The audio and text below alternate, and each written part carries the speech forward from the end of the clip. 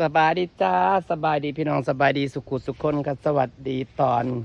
10 โมงนะจ๊ะพี่น้องจ๋ามาหาเลาะมึงเฮ็ดพี่น้องเผื่อเฮ็ดออกเผื่อเฮ็ดหยังหั้นนะเผื่อได้เฮ็ดปวกเฮ็ดหยังนะมาพ่อเฮ็ดไข่จ้านี่จ้าพี่น้องเฮ็ดไข่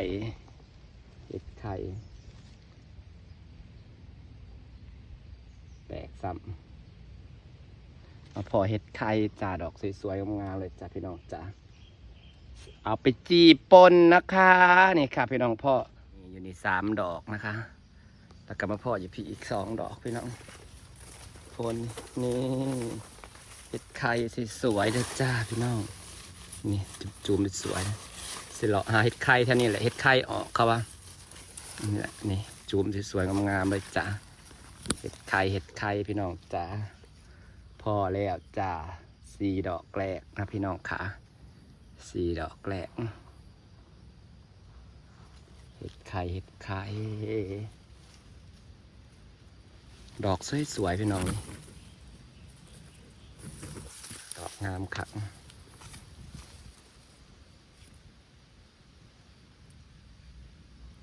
ดอกงามๆจ้า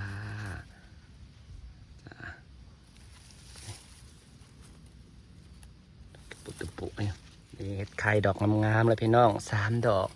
เสียดายได้พ่อซาโพดจนว่าแกะเถาเลยดอกนี่นะบัดออกอ้อมโพนเนาะ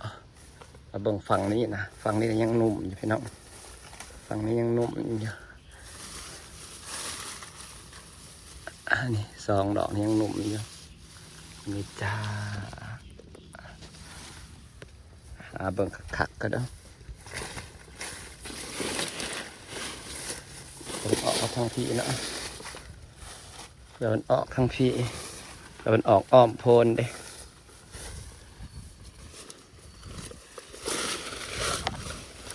มันออกอ้อมโพนไข่ที่มันออกอ้อมโพนนะพี่น้องไข่มาหาเห็ดปวกเห็ดไข่หล่อไปเรื่อยๆพี่น้องพอแล้ว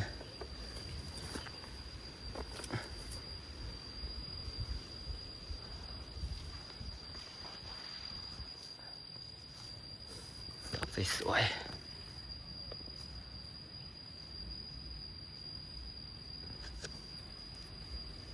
ไข่จ้านี่3 ดอก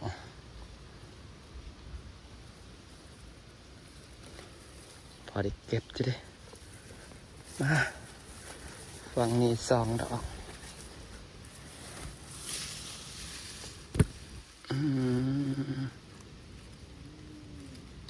นี่เห็ดไข่นี่จ้ะมาหาเห็ดกลางป่าผู้เดียวพี่น้องเฮ้ยเหรอหาเห็ดก็ได้เห็ดไข่หาดอกก็ได้เห็ดไข่หาดอกต่อไปเรื่อยๆเพื่อพ่อเห็ดปวกบอกไปว่าตามโพนปกติเห็ดไข่มันจะออกตามโพนพี่น้องโพนเก่าๆโพนเขียวๆผมนี่ก็ได้เห็ดหาดอกหล่อป่าผู้เดียวนะจ๊ะคนพาหาบ่อยู่เลยหมู่พาหาบ่อยู่หาเองได้บัดนี้พี่น้องได้กินบ่ได้กินกับเบิ่งเอาได้เลยหมานบอกหมานก็หาหลอกไปเรื่อยๆโอ้ยพ่อเห็ดไข่โพนเดียวได้หาดอกพอเห็ดไข่โพนเดียวได้หาดอกพี่น้องหาไปเรื่อยๆจะปวดจนเหนื่อยสิบ่พ่อเนี่ยบอกสิบ่ดวงดีพ่อเห็ดปวกหมู่หนึ่งเนี่ยปะเนาะดวงดีพ่อเห็ดปวกหมู่หนึ่งพอสิเฮสิโฮอยู่แล้วมือนะเขากระเพาะเลยดิเลาะหาเห็ดพี่น้องจ้ะเลาะหาเห็ดหาหอนมีโฟนไปตะออกกระเพาะเถอะไปใหม่เลาะหาเห็ดไข่พี่น้องเลาะหาเห็ดไข่มันจะปกติจะออกตามโพนเก่าๆ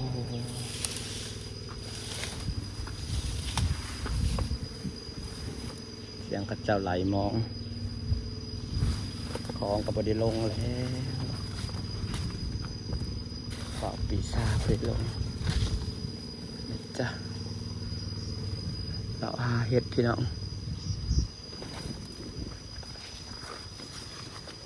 ปล่อยจักหมูหนึ่งนะไหม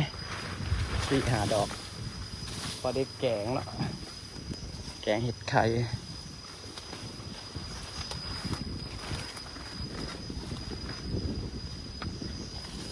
งานนะหกเท6 กว่า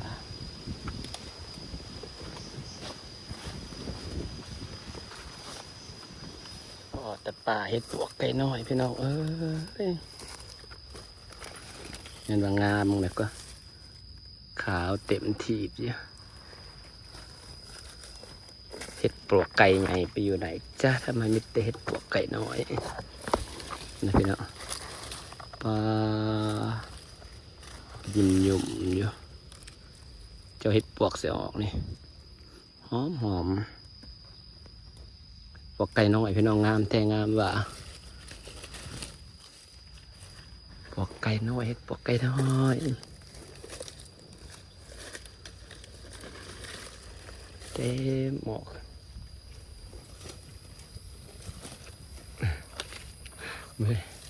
เต็มโพนอายุอันเนี้ยขาวจะผ่านแต่เห็ดปวกไก่น้อยขาวเต็มอยู่พี่น้องเห็ดปวกใหญ่บ่มีนี่ปวดงามทั้งเลยขาวเป็นจุ่มไม่มีเห็ดปวกเลยได้เห็ดไข่5 ดอกนี่เลยเฮาเมื่อยเลยอย่างหอบทีหอบโคเห็ดไข่ก็ได้จุ่มเดียวได้เพิ่มอีกจึกจุ่มกระบอกประมาณเลยเมื่อน่ะไปเอาเพื่องก็คือพ่อเห็ดปวกวะ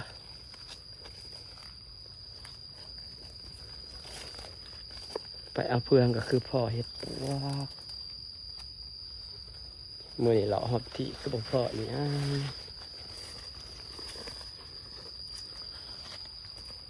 เลาะเมื่อก่อนพี่น้องเลาะป่าพอเดียวอ้อมพอเห็ดพอเดียวก็ม่วนแต่พี่น้องครับพ่อนี่แหละ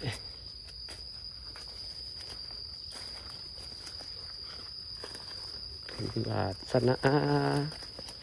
แต่เลาะป่านี่แหละเฮา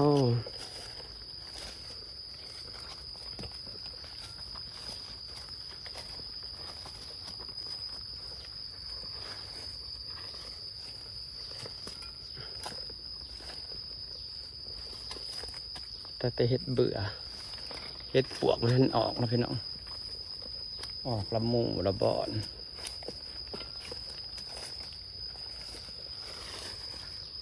โอ้ได้เห็ดไข่5 ดอกตะเปาะ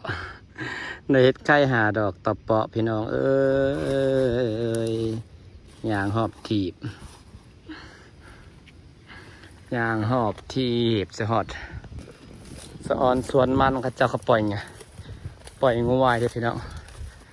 สบายไม่ต้องเลี้ยงปล่อยงูว่าเขาหลุด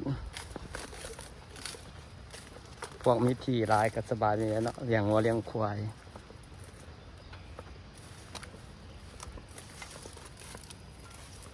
เลาะหอบที่ประมาณพี่น้องก็ได้เฮ็ด4-5 ดอก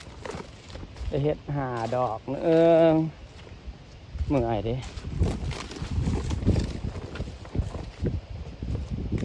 บุป่าบุดงเห็ดบ่ออก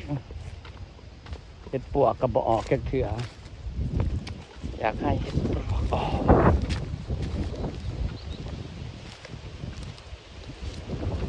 เย็นดิฝนมาอีกแล้วเห็ดปวกกับบ่ออกกลางสวนมันนี่เนาะดอกแบบดอกจูมเต็มนี่ก็สิครับ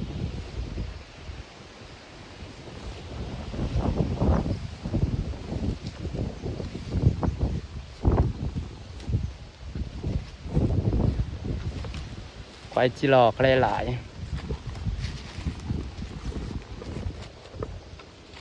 จอบบางพว นนี่ก็จะมีเห็ดไข่ประจำ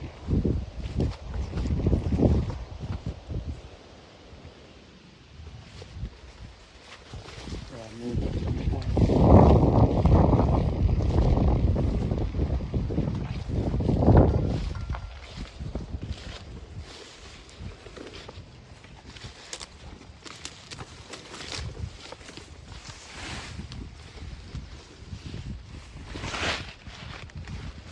สั่งบ่พอให้ปวกจูมเต็มจูมเต็มคู่อันนี้เก่าอันนี้ก็บ่